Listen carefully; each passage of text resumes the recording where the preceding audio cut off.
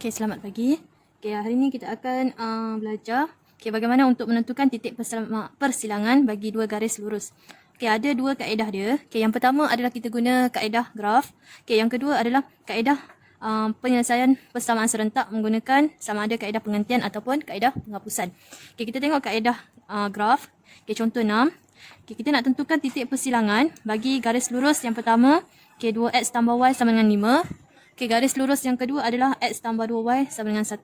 Okay, kalau titik persilangan adalah kita kena tahu apa itu koordinat x dan koordinat y. Okay, sebelum tu, pada kita punya persamaan garis lurus, kita perlu jadikan dia dalam bentuk arm. Okay, itu y, bentuk arm adalah y sama dengan mx tambah c. Okay, jadi yang ni dalam bentuk arm, 2x ni kita pindah ke kanan, jadi negatif 2x. 5 ni kekal lah. Okay, bila kita dah siap tukar dalam bentuk arm, kita buat jadual. Okay, nilai x ni, kita ambil apa-apa nilai. Biasanya kita ambil nilai negatif yang kecil, lepas tu ada kosong, lepas tu beberapa nilai positif. Okay, contohnya negatif 1. Jadi bila kita gantikan dalam persamaan garis lurus, jadi kalau contoh yang ni, negatif 2, x ni kita gantikan negatif 1 tambah 5. Okay, nanti awak tekan kalkulator, kita akan dapat 7. Okay, sama juga untuk nilai y yang seterusnya lah. Okay, gantikan nilai x di sini dengan kosong. 1, 2, 3, 4. 1, 2, 3, 4. Okay, seterusnya, bila kita dah ada nilai, baru kita plotkan dalam graf awak. Okay, ni adalah graf kita. Okay, yang tadi adalah 2x tambah y sama dengan 5. Okay, kita plotkan. Okay, titik yang pertama tadi adalah negatif 1, 7. Okay, jadi negatif 1, x adalah negatif 1. Okay, 7. Okay, lepas tu kosong. Negatif 1, 7. Okay, kosong, 5. Okay, seterusnya adalah 1, 3.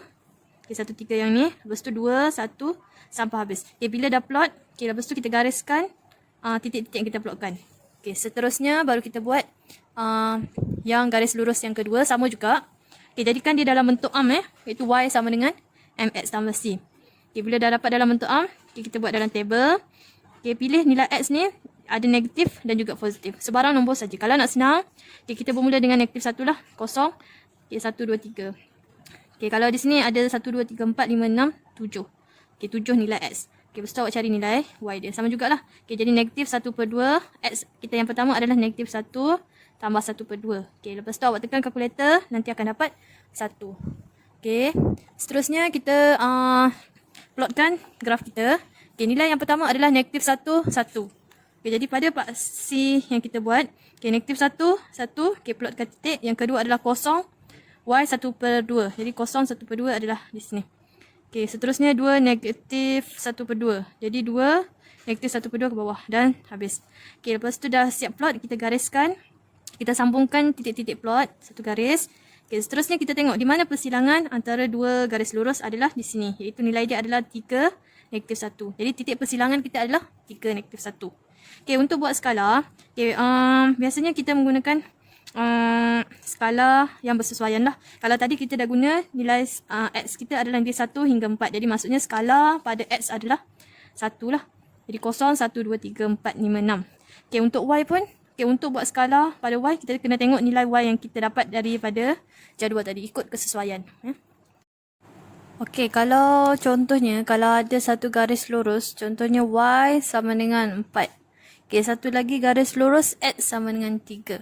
Okay, kalau yang ni, okay, kita tengok, kita tidak boleh ubah sudah dalam bentuk arm Okay, jadi, okay, kita buat paksi x, paksi y. Okay, untuk garis lurus yang pertama, y sama dengan 4. Okay, di mana dia punya garis lurus? Okay, y sama dengan 4 maksudnya dia potong pada paksi y pada nilai 4. Okay, jadi ini adalah garis lurus y sama dengan 4.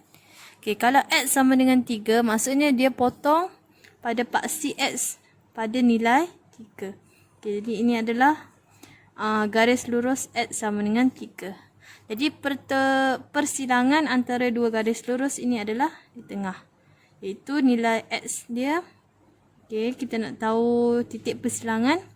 Okay, kena x dulu. Jadi x dia 3. Y dia 4. Jadi titik persilangan dia adalah 3, 4.